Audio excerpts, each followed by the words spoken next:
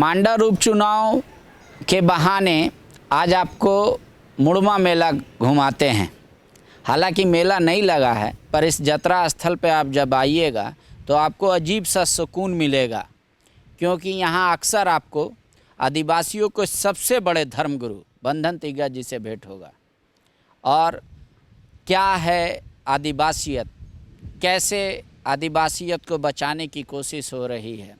आधुनिकता के इस दौर में धर्मांतरण जब हो रहा हो, फिर भी अगर आदिवासी अपनी संस्कृति, अपनी परंपरा, अपनी पहचान से जुड़ा हुआ है तो उनमें इनका बहुत बड़ा रोल है। और ये बताते हैं कि एक आदमी को कैसे एक जीवन जीना चाहिए। तो पहले तो सर आप हमको ये बताइए कि जो दर्शक झारखंड के नहीं हैं, अगर वो आपको देख रहे हैं तो मुड़मा के बारे में वो क्या समझे, पढ़ा सिस्टम जो है वो उसके बारे में वो क्या समझे। सबसे पहले तो सबों को झारखंडी जोहार और जय धर्मेश। जो भी हमारे दूसरे राज्य के जो फ्लावर्स हैं, यहाँ हमेशा लोग आते हैं। यहाँ शक्ति खूटा का जो दर्शन करने के लिए प्रत्येक वर्ष हम लोग पूजा यहाँ पर करते हैं। कार्तिक महीना के पहला और दूसरा तारीख को यहाँ पूजा होती है। और उसमें असम से, बंगाल से, उड़ीसा, छत्तीसगढ़, मध्य प्रदेश, जहाँ भी हमारे आदिवासी सरना धर्मावलंबी हो लोग आते हैं यहाँ पर। और ख़ासकर मुड़मा जतरा शक्ति स्थल हम सबों के लिए, विशेषकर उरांव जनजातियों के लिए बड़ा ही महत्व रखता है।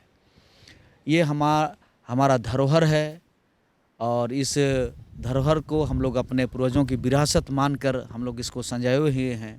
और इसे पूरे देश विदेश में अब तो मीडिया, चाहे इलेक्ट्रॉनिक मीडिया हो, चाहे आपका आजकल यूट्यूब का ज़माना हो, और बहुत ही अच्छे तरीके से इसका प्रचार प्रसार भी हो रहा है। पहले लोग बहुत ज़्यादा इसको दूर तक हम लोग नहीं फैला पा रहे थे, लेकिन अब यूट्यूब के माध्यम से, व्हाट्सएप के माध्यम से, ये और हमारा समाचार पत्रों के माध्यम से सभी जगह लोग इसको समझ पा रहे हैं। मुड़मा जो शक्ति स्थल है, ये उरांव जनजातियों का पाढ़ा पारंपरिक स्वशासन व्यवस्था का ये प्रमुख केंद्र है।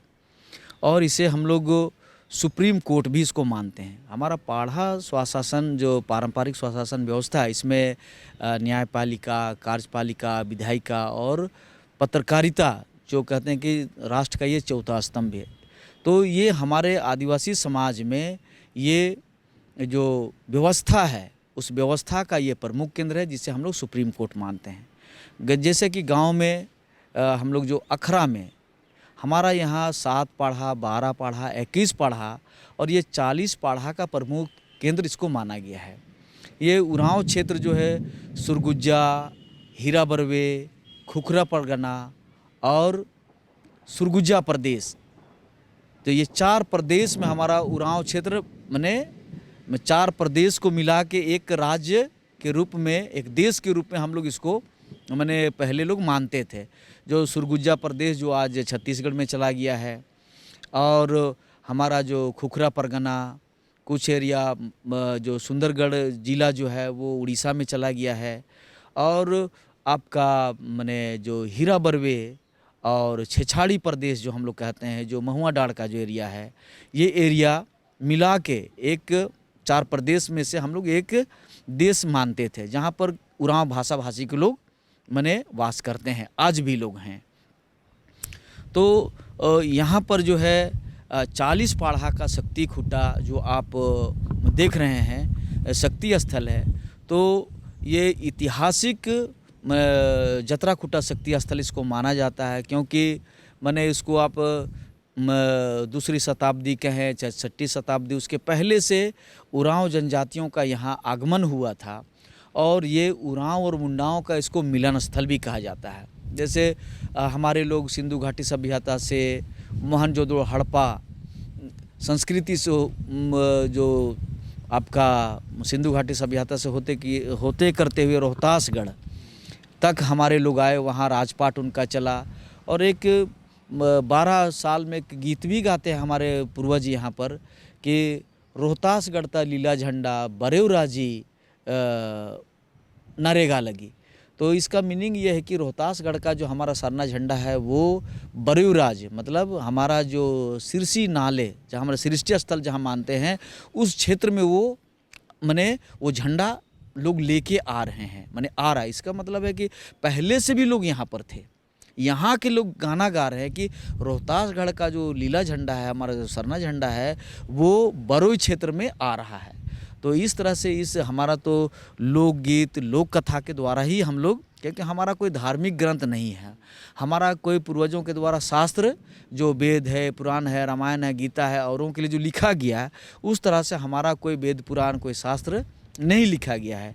और इसलिए हम लोग माने हमारा जो सरहुल का जो गीत है, करम का जो गीत है, जतरा में जो हम लोग गीत गाते हैं उसी गीत के अनुसार, जैसे हमने कहा कि सिंधु घाटी सभ्यता मोहनजोदड़ो के बारे में जो हम लोग इतिहास में जो पढ़ते हैं तो ये हमारा करम गीत में मोहनजोदड़ो और हड़प्पा संस्कृति और सिंधु घाटी के बारे में माने गीत गाया गया है कि मोहनजोदड़ो घाटी रे बाबा री रियायला, सिंधु घाटी रे बाबा री रियायला, कने से बने से री रियायला, है ना। तो ये गीत हम लोग करम में गाते हैं। तो मतलब उरांव जनजाति और मुंडा जनजाति क्या मतलब क्या यहाँ समझौता हुआ या कुछ क्या हुआ जब जैसे हमारा उरांव और मुंडाओं का ये सांस्कृतिक मिलन स्थल है। जब उरांव जनजाति सिंधु घाटी सभ्यता से आए और रोहतासगढ़ होते हुए जब यहाँ आए और यहाँ जब उनका आगमन हुआ तो यहाँ मुंडा जनजाति पहले से यहाँ पर थे और उनके साथ में एक सांस्कृतिक समझौता हुआ यहाँ पर, और दोनों ही जब आपस में मिले और सांस्कृतिक समझौता होने के चलते, और ये कहा जाता है कि उरांव जनजाति बड़े बड़े बाल रखते थे और उनका एक माने जो चोटी होता था, चुंदी जिसको हम लोग बोलते हैं, तो यहाँ मुंडा जनजातियों का यहाँ पर वो बलि प्रथा वगैरह भी करते थे।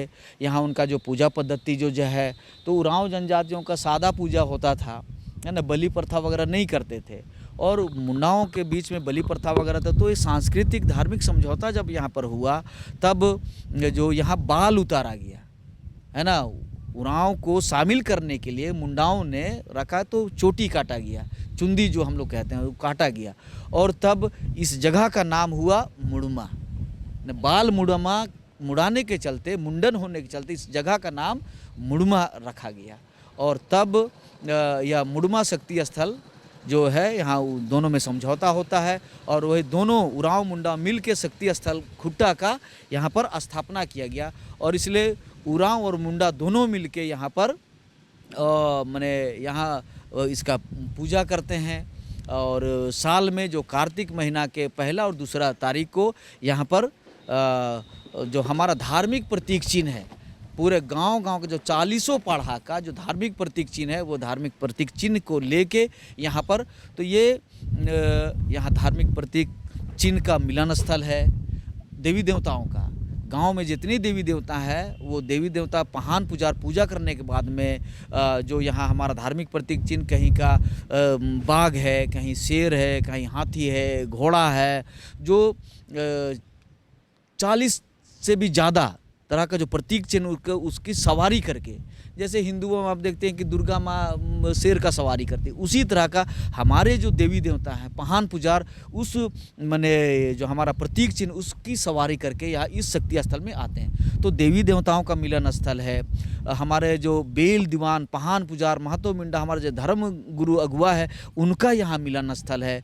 उरांव मुंडाओं का मिलन स्थल है और यहाँ पर और एक विशेष प्रयोजन यहाँ पर होता है कि जैसे करम पर्व हमारा जब समाप्त होता है तो आखिरी में कहता है कि करम केरा केरा जितिया हूँ केरा गुचा भैया रे मुक्का नेरा कालो।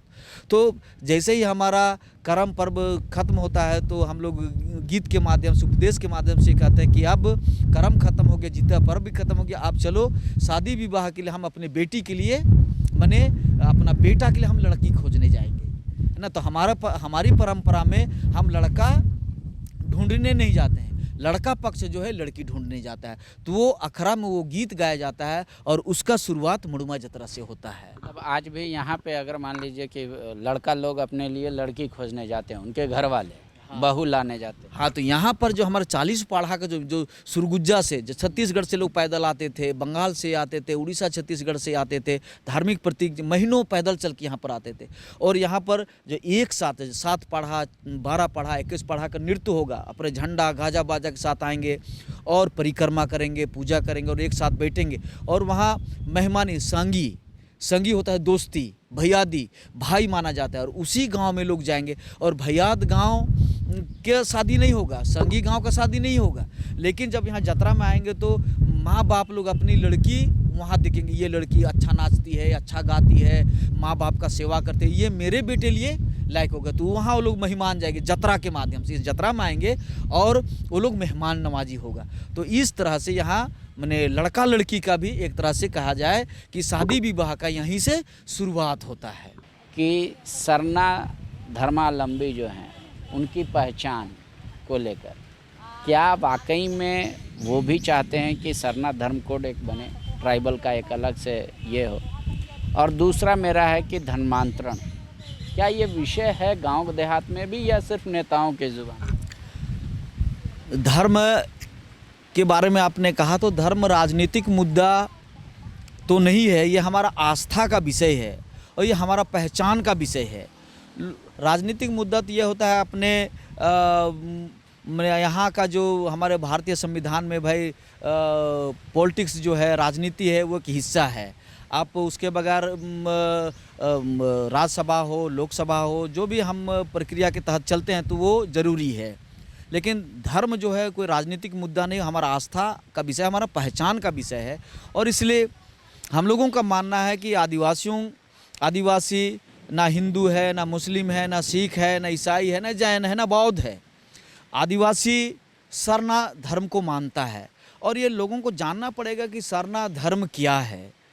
बहुत सारे लोग नहीं जानते कि सरना धर्म क्या है, इसलिए लोग माने हिंदू धर्म की ओर, मुस्लिम धर्म की ओर, जैन बौद्ध की ओर माने लोग आकर्षित होते हैं। जैसा अभी मैंने कहा कि पाढ़ा एक सामाजिक व्यवस्था है और सामाजिक व्यवस्था के तहत हमारा संचालन होता है। तो जिस तरह से भारत देश है और भारत देश का एक संविधान है और हम संविधान से गाइड होते हैं, और यहाँ पर इस्लाम धर्म जो है उस शरीयत से चलता है, ईसाई धर्म कैनन लॉ से चलता है, हिंदू धर्म जो मैरिज एक्ट के द्वारा, हिंदू कानून के द्वारा चलता है। हमारा आदिवासी कस्टमरी लॉ से हम गाइड होते हैं और कस्टमरी लॉ हमारा सरना धर्म के आधार पर चलता है। तो यहाँ हमारा देवी देवता है, हम वहाँ जन्म संस्कार है, विवाह संस्कार है, मृत्यु संस्कार है। तो ये संस्कार जो है वो हिंदू कानून से नहीं चलता है, इस्लाम से नहीं चलता है, जैन बौद्ध से नहीं चलता, ये आदिवासी कस्टमरी लॉ से चलता है। तो ये हमारा जो आस्था का विषय है, धर्म का जो विषय है, ये हम सरना धर्म, हमारा भगवान का नाम ही है सरना। जिस तरह से हिंदू भगवान का नाम है राम है, कृष्ण है, दुर्गा है, देवी, जो भी नाम है, और इस्लाम धर्मावलंबी अल्लाह को मानते हैं, पैगंबर को मानते हैं, वो पैगंबरवादी हैं। और जैसे आपका जैन हो, बौद्ध हो, मतलब जो बौद्ध धर्म को मानते हैं गौतम बुद्ध को पूजते हैं, और जैन धर्म वाले महावीर को मानते हैं। तो उसी तरह से हम सारना को मानते हैं। सारना हमारा, सारना माँ जो हम कहते हैं, यही हमारा ईश्वर है, ये हमारा भगवान है। तो आज मैंने कई लोगों ने कहा कि भाई सरना के बारे में आप समझाए, तो आज आपने कहा कि हमारा आस्था और विश्वास का जो विषय है, सरना स्वयंभू है, सरना भूमिपुट है, सरना अपरूपी है।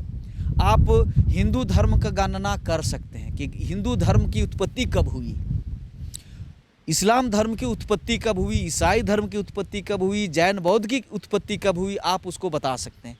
लेकिन सरना धर्म का जन्म और मृत्यु के बारे में कोई नहीं बता सकता है ना। ये सृष्टि, इस संसार का सृष्टि जब से, कि सृष्टि की रचना करने वाला नाथ को ही हम सारना कहते हैं। जो सृष्टि की रचना करने वाला और इसको नाश करने वाला को ही हम नाथ सारना को मानते हैं। तो सृष्टि कब हुआ, इस संसार की रचना कब हुआ, तो सृष्टि की रचना करने वाला, हमारी रक्षा करने वाला और हमें नाश करने वाला को ही हम सारना कहते हैं। इसलिए ये स्वयंभू है, ये अपरूपी है, ये भूमिपुट है, ये अपने से जन्म लिया है, ये धरती से जन्मा हुआ धर्म है, ये अपरूपी है और इसलिए इसका ओर ना छोर, ये अनादि है, अनंत है हमारा सरना धर्म। और इसलिए राम भी आया, कृष्ण भी यहाँ पर आया, तो यहाँ पर मंदिर हो चाहे गिरजा हो, गुरुद्वारा हो, कि हमारा मंदिर क्या है, धरती ही हमारा आदिवासियों का मंदिर है। हम ताला लगा के भगवान को नहीं रखते, हम माने खुले आकाश पर प्रकृति के छांव में हम सरना धर्म को, सरना भगवान को हम पूजते हैं। उसको माने सरना का मतलब होता है महसूस करना। बायोम डॉक्टर बनने का है सपना मगर सही गाइडेंस की है कमी, तो आए बायोम। रांची में सिर्फ मेडिकल की तैयारी के लिए एक बेहतरीन संस्थान, नीट और एम्स की तैयारी के लिए सन 2001 से मेडिकल प्रिपरेशन के लिए सबका भरोसेमंद संस्थान बायोम, इनू एवं नगराटोली, Ranchi. thefollowup.in. Like, share, and subscribe. www.thefollowup.in